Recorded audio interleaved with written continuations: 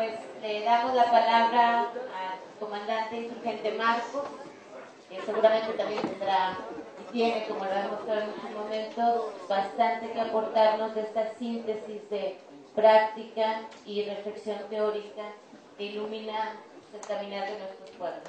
Le paso la palabra.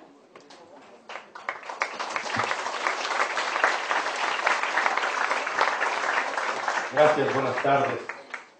Ni el centro ni la periferia. Parte 4. Gustar el café. El calendario y la geografía de la tierra. A la tierra, el indígena la ve como la madre. El capitalista como uno que no tiene ídem, don Durito de la Lacandona. Algunas anécdotas poco científicas. El día de ayer, mediando el sol, llegó con su banda el Daniel Viglietti, que como todos saben, es un ciudadano de la Latinoamérica de abajo que viaja con un pasaporte uruguayo y una guitarra subversiva. Hubo música y palabras.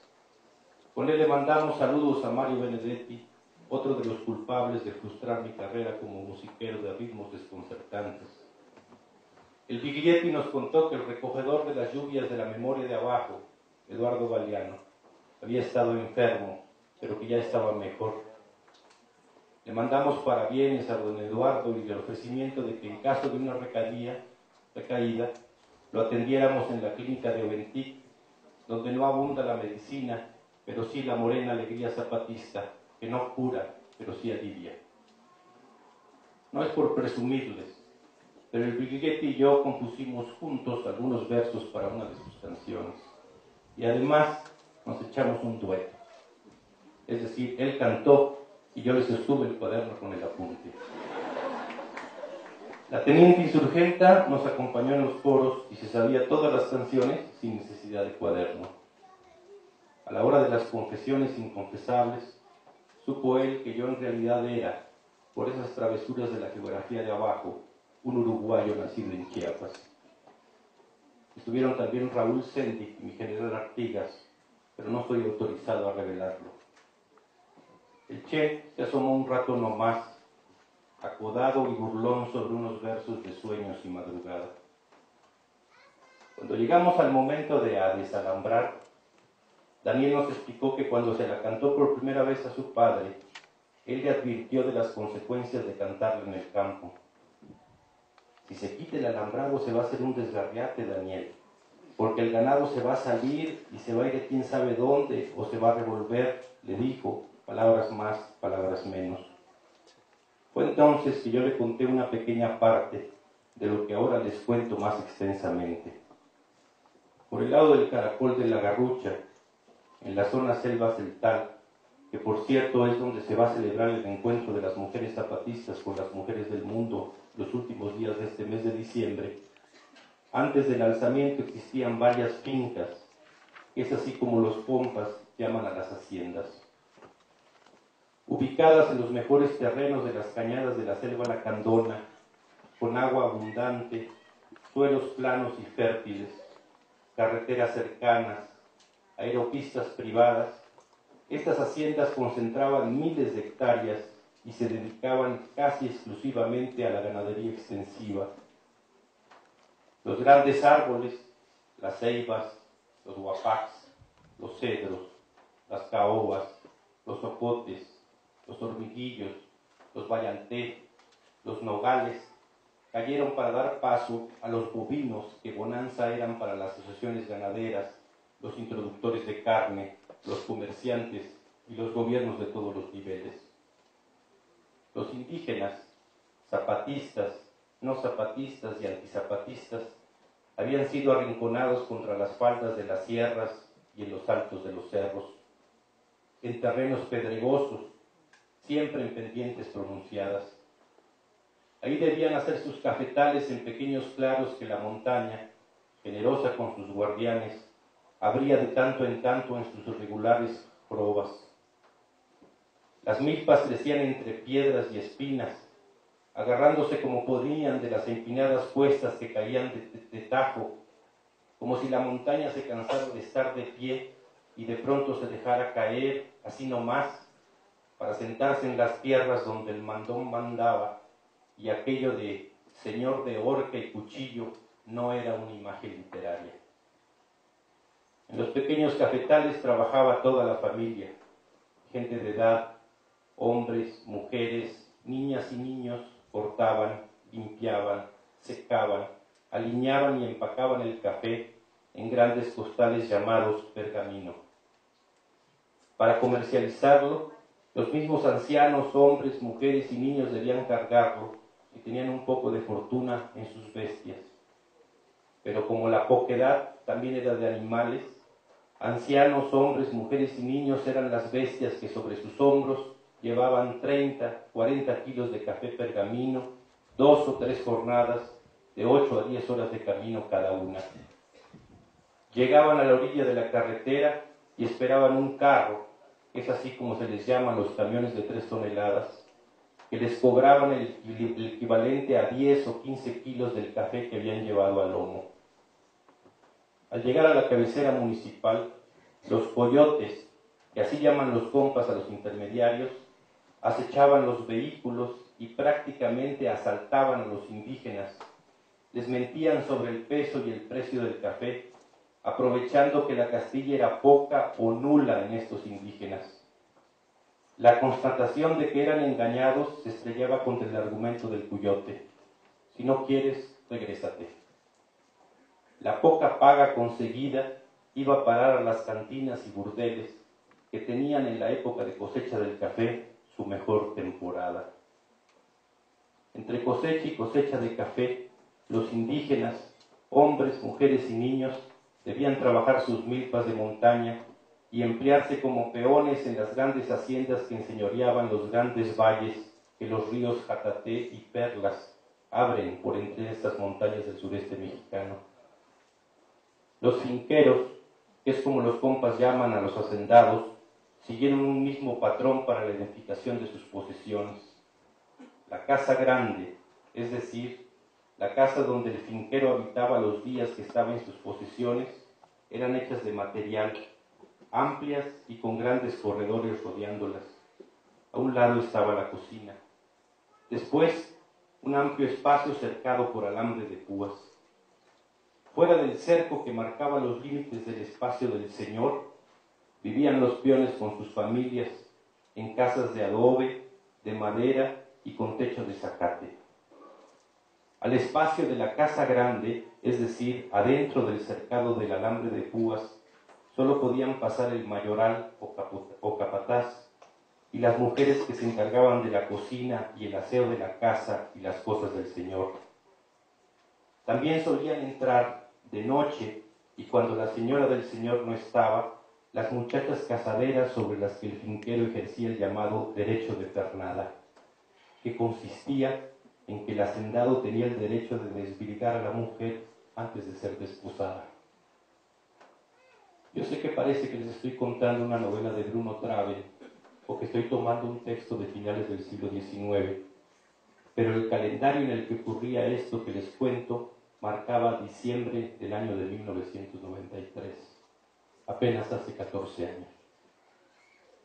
Los peones indígenas no solo habían plantado el alambrado que los separaba del señor, también cercaban los grandes potreros en los que pastaban los ganados, que después serían suculentos filetes y complicados guisos en las mesas de los ricos de San Cristóbal de las Casas, de Tuxtla Gutiérrez, de Comitán, de la Ciudad de México. El cerco de alambre de púas no era solo para controlar el ganado del finquero, era también y sobre todo una señal de estatus, una línea geográfica que separaba dos mundos, el del caxlán o blanco rico y el del indígena. Con métodos que apelarían a la Border Patrol y al Minuteman, los hacendados crearon y aplicaron su propia ley aduanera. Si un animal de los pocos que tenían en los pueblos se cruzaba del lado del terreno del finquero, pasaba a ser de su propiedad y el señor podía hacer lo que quisiera con él: sacrificarlo y dejarlo a los buitres, sacrificarlo y llevarlo a su mesa, ponerle su marca o regalarlo al capataz para que a su vez hiciera lo que quisiera.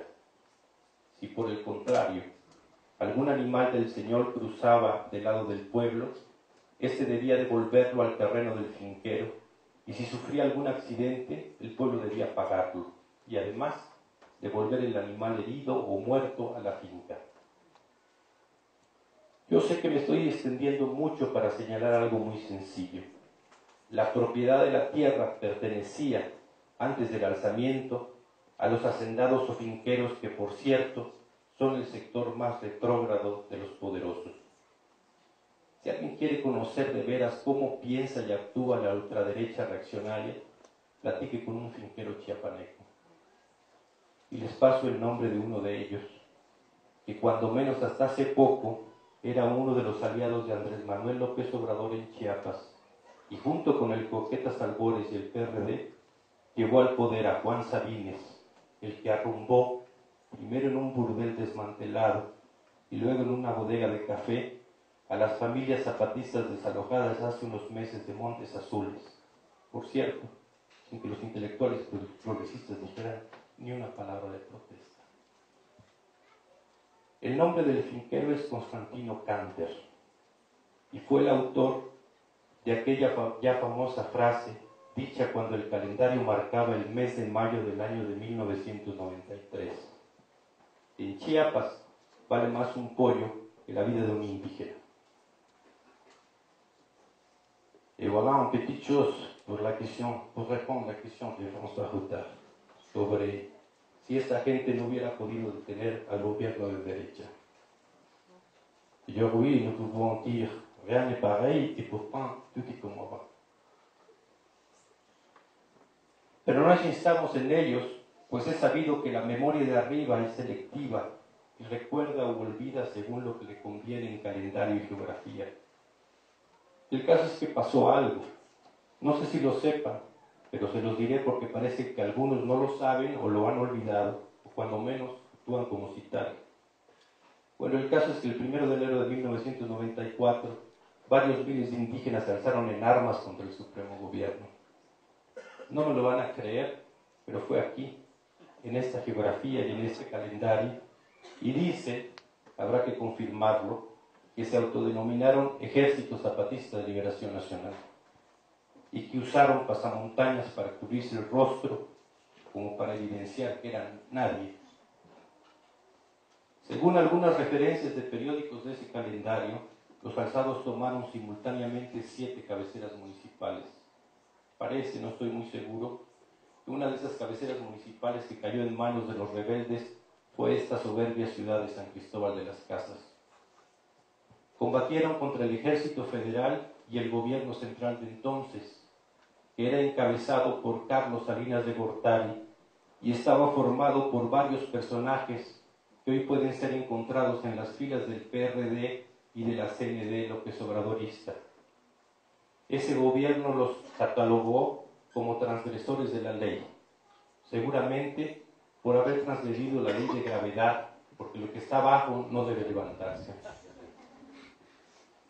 Les pido que noten que nosotros no estamos hablando de personas con las que tengamos diferencias de estrategia o táctica, o de concepción de reforma o revolución.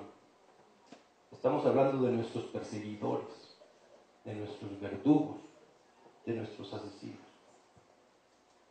Si hubiéramos traicionado a nuestros muertos, y hubiéramos traicionado a nuestra gente, y hubiéramos apoyado esa supuesta opción contra la derecha, ahora estaríamos en un bajón y una frustración similares a los que describió el compañero Ricardo Gebrín del MST.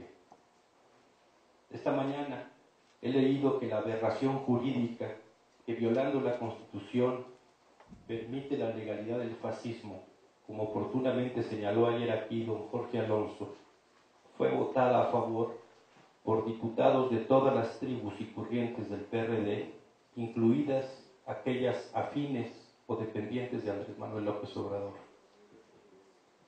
Quienes pasaron por alto todo en aras de detener a la derecha, ahora están en frustración y bajón. Odio decir que se los dije, pero se los dije. Nosotros, que alcanzamos a intuir lo que ahora pasa, tenemos otra cosa. En fin, es algo que habrá que investigar en las bibliotecas y hemerotecas, que es donde el trabajo teórico serio debe surgir.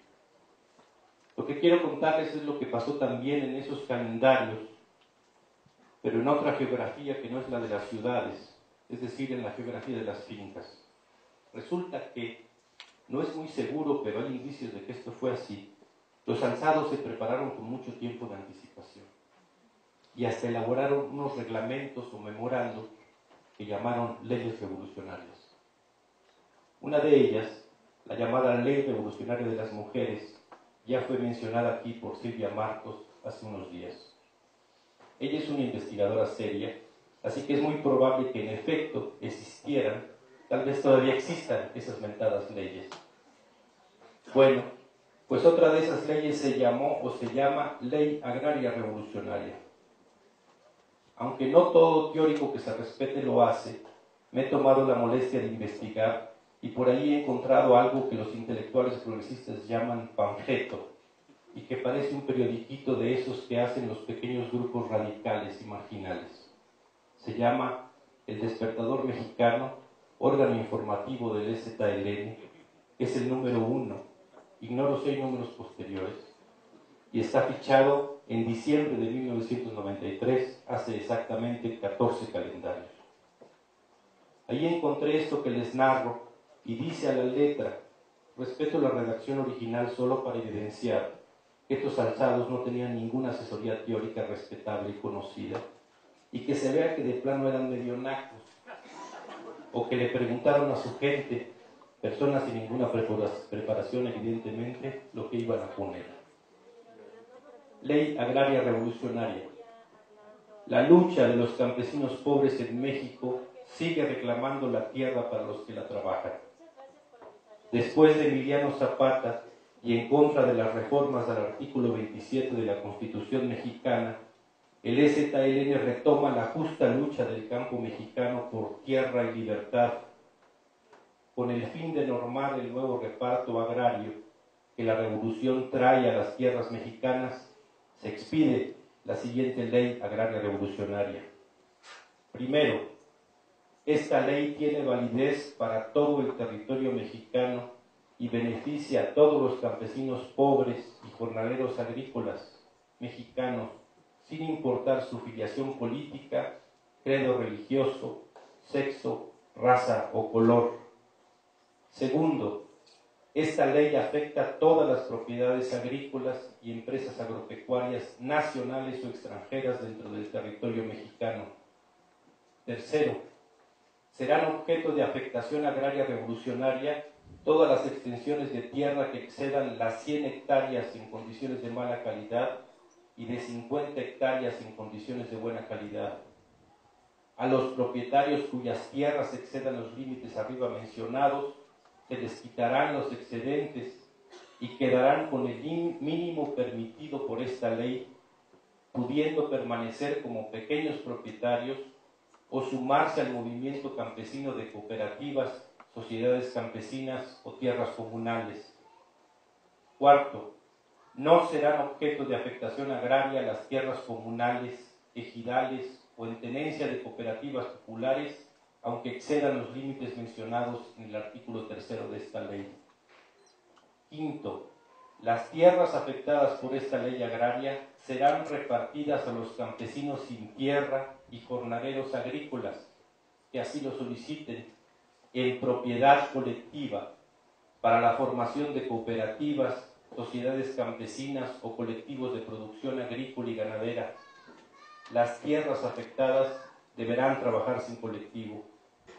Sexto, tienen derecho primario de solicitud los colectivos de campesinos pobres sin tierra y jornaleros agrícolas, hombres, mujeres y niños que acrediten debidamente la no tenencia de tierra alguna o de tierra en mala calidad. Séptimo, para la explotación de la tierra en beneficio de los campesinos pobres y jornaleros agrícolas, las afectaciones de los grandes latifundios y monopolios agropecuarios incluirán los medios de producción, tales como maquinarias, fertilizantes, bodegas, recursos financieros, productos químicos y asesoría técnica. Todos estos medios deben pasar a manos de los campesinos pobres y jornaleros agrícolas, con especial atención a los grupos organizados en cooperativas, colectivos y sociedades. Octavo, los grupos beneficiados con esta ley agraria deberán dedicarse preferentemente a la producción de alimentos, en colectivo, de alimentos necesarios para el pueblo mexicano: maíz, frijol, arroz, hortalizas y frutas, así como la cría de ganado vacuno, apícola, bovino, porcino y caballar, y a los productos derivados. Noveno, en tiempo de guerra, una parte de la producción de las tierras afectadas por esta ley se destinará al sostenimiento de huérfanos y viudas de combatientes revolucionarios y al sostenimiento de las fuerzas revolucionarias.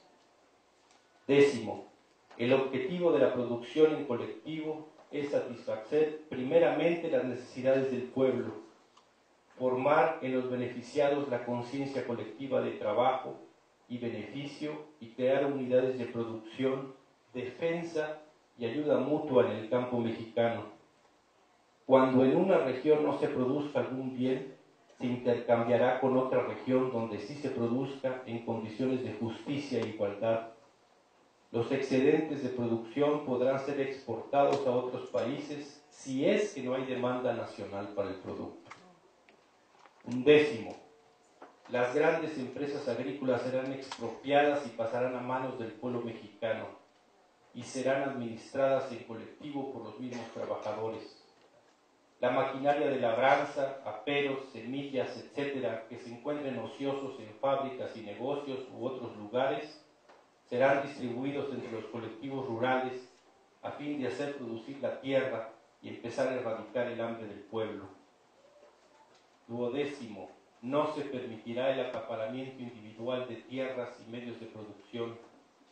Décimo tercero, se preservarán las zonas selváticas vírgenes y los bosques y se harán campañas de reforestación en las zonas principales.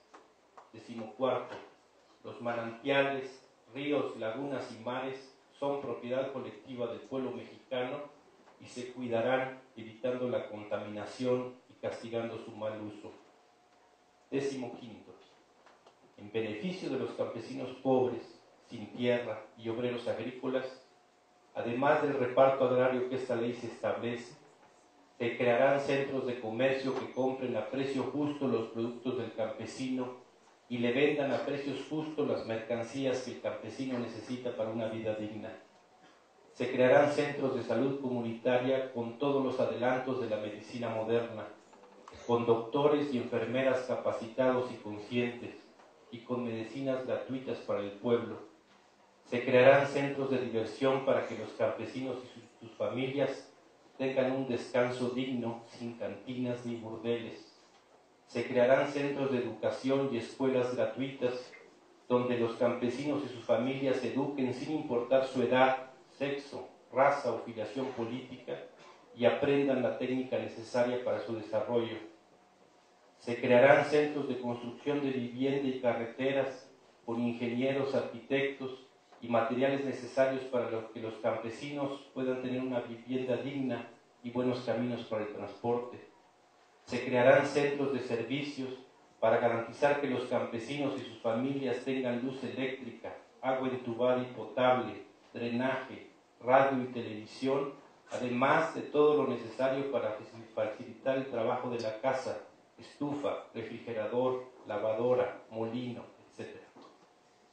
Decimosexto, no habrá impuestos para los campesinos que trabajan en colectivo ni para ejidatarios, cooperativas y tierras comunales. Desde el momento en que se expide esta ley agraria revolucionaria, se desconocen todas las deudas que por créditos, impuestos o préstamos tengan los campesinos pobres y obreros agrícolas con el gobierno opresor, con el extranjero o con los capitalistas. Con ese artículo de 16 termina esa ley. Hay más leyes, pero no vienen al caso o cosas, según.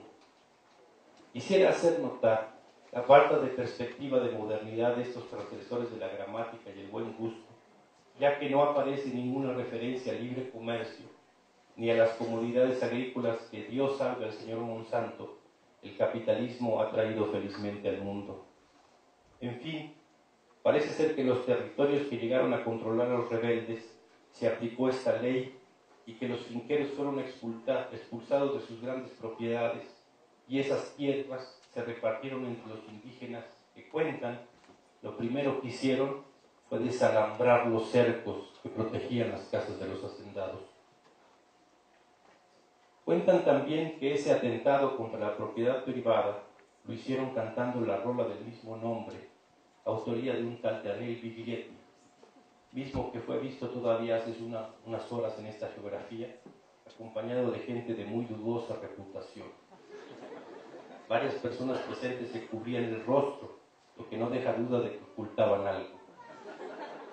Según rumores, años después, los alzados crearon sus propias formas de autogobierno y formaron lo que llaman comisiones agrarias para vigilar el reparto de tierras y el cumplimiento de esta ley.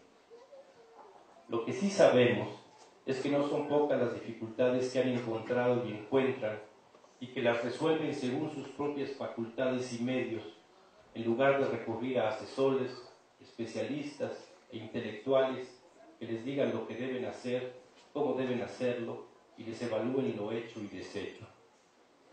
Hay otro dato escandaloso como el que más.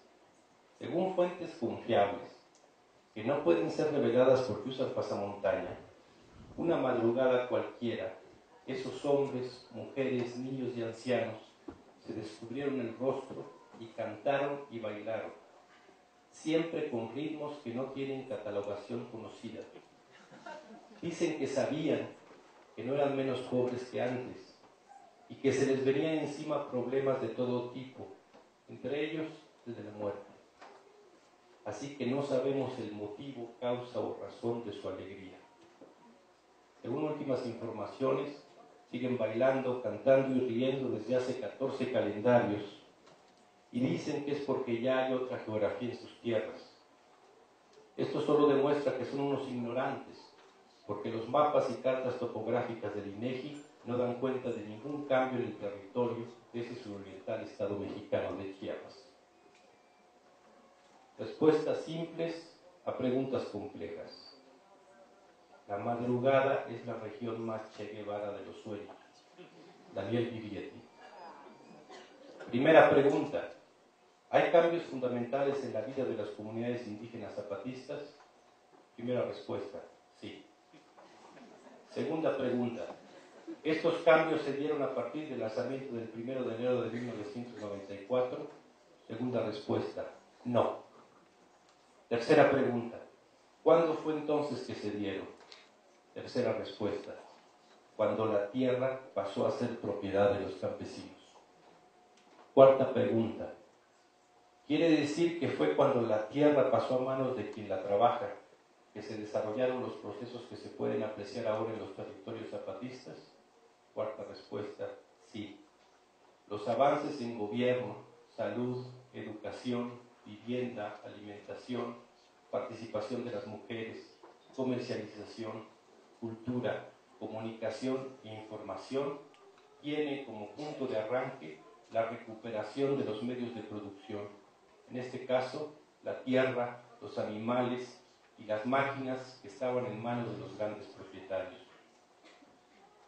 Quinta pregunta. ¿Esto de la ley agraria revolucionaria fue en todos los territorios en los que los zapatistas reclaman tener control? Quinta respuesta, no. Por sus características propias, en la zona de los Altos y norte de Chiapas, este proceso fue mínimo o inexistente. Solo se dio en la zona selva celtal, Xochoj y selva fronteriza.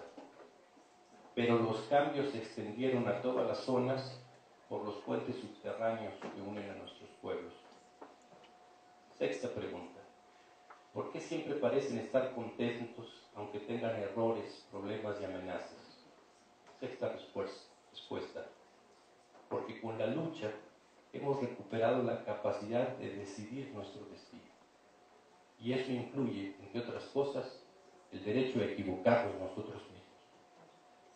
Séptima pregunta. ¿De dónde sacan esos ritmos extraños que cantan y bailan? Séptima respuesta. Del corazón. Gracias.